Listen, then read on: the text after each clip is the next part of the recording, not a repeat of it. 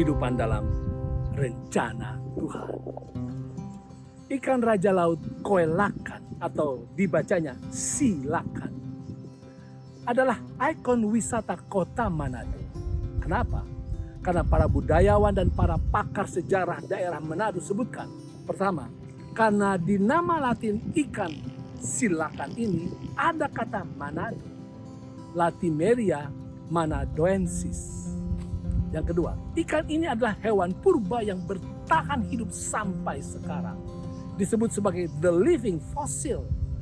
Survivalnya hebat. Yang ketiga, ikan raja laut ini punya 8 sirip yang menunjuk ke 8 etnis di Sulawesi Utara. Lambang persatuan. Keempat, ikan ini bermata hijau yang diartikan sebagai pandangan jauh ke depan dan berwawasan hijau untuk kelestarian lingkungan. Futuristik. Apakah ada ikon yang Anda sukai? Kalau Anda melihatnya, Anda terinspirasi. Sangat menarik oleh karena kita dapat menemukan kata ikon di dalam kitab Wahyu bahkan 10 kali penting, saudara. Contohnya di Wahyu 13 ayat 15. Dan kepadanya diberikan kuasa untuk memberikan nyawa kepada patung, ikon binatang itu. Sehingga patung, ikon binatang itu berbicara juga dan bertindak begitu rupa sehingga semua orang yang tidak menyembah ikon atau patung binatang itu dibunuh. Wow, lihat, ikon atau ikon diterjemahkan sebagai patung. Nah, tahukah Anda juga di mana pertama kali kata ikon muncul di dalam Alkitab? Di Alkitab Perjanjian Lama, terjemahan bahasa Greka, ikon pertama kali muncul ketika penciptaan. Kejadian 1 ayat 26 dan 27.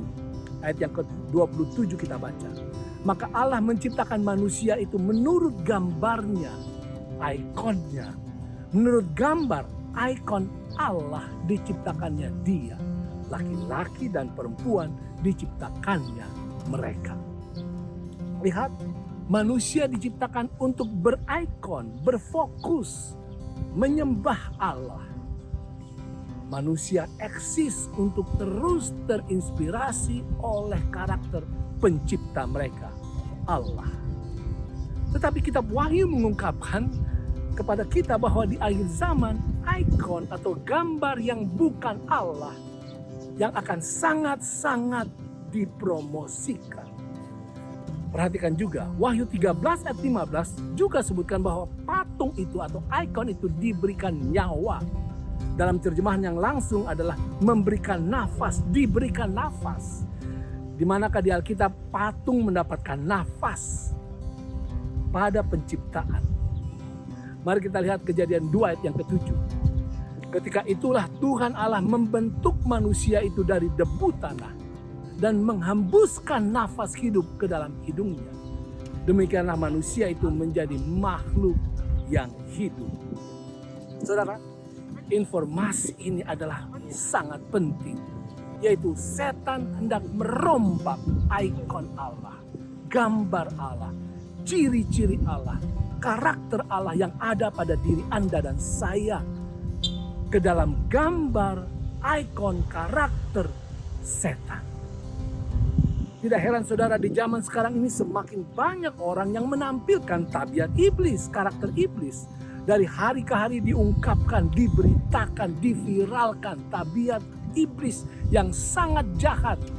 Dilakukan oleh rakyat jelata, guru, pegawai negeri, tentara, polisi, politisi, pejabat, pengusaha, dan di semua kalangan bahkan para tokoh agama juga.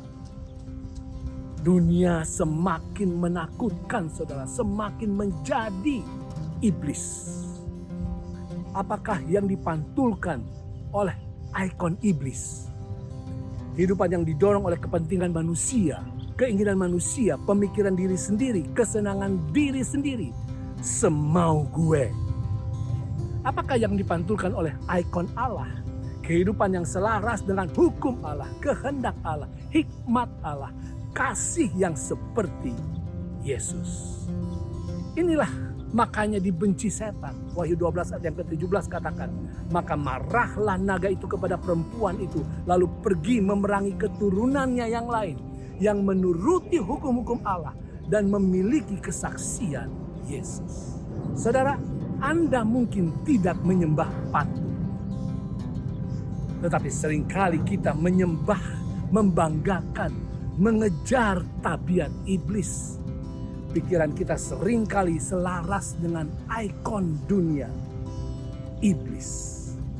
Kita senang dan bangga dengan kepentingan diri sendiri, keinginan diri sendiri, pemikiran diri sendiri, kebanggaan diri sendiri, kesenangan diri sendiri, semau gue.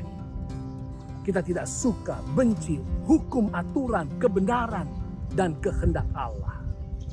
Saudara, nantinya patung kehendak manusia ini akan diberikan nafas. Artinya akan didirikan satu lembaga organisasi yang mendunia untuk tujuan yang terlihat mulia.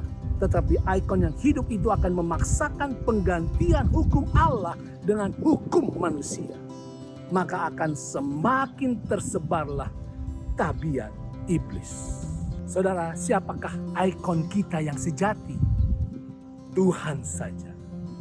Marilah siang malam senantiasa kita merenungkan firman Tuhan, kehendak Tuhan, kasih Tuhan, kuasa Tuhan. Maka kita akan menjadi seperti pohon yang ditanam di tepi aliran air, yang menghasilkan buahnya pada musimnya, dan yang tidak layu daunnya. Apa saja yang diperbuat, kita berhasil. Itu